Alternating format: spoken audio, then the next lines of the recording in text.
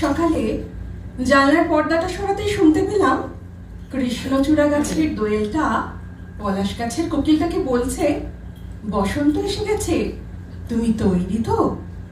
কোকিলটা বলে ওঠে, তুমি পাশে থাকলে আমার প্রতিটা দিনই বসন্ত।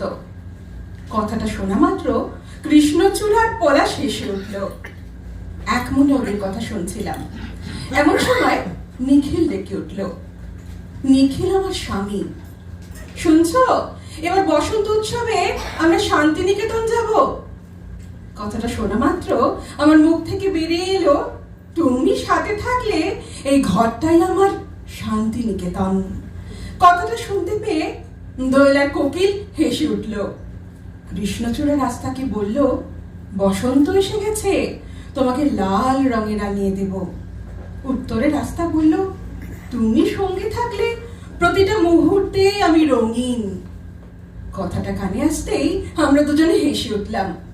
কি জানি বসন্ত কিভাবে মনের ভিতর রং লাগিয়ে যায়, কোন জাদুকাঠির ছোঁয়ায় এত প্রেম জাগিয়ে যায়।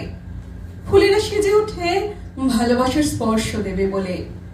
শীত ঘুম দেওয়া অনুভূতিরা বসন্তকে অনুভব করে প্রতিটি লোমকূপে, আর মৃদু মিষ্টি স্বরে বলে ওঠে, বসন্ত এসে গেছে, বসন্ত এসে গেছে, বসন্ত এসে গেছে।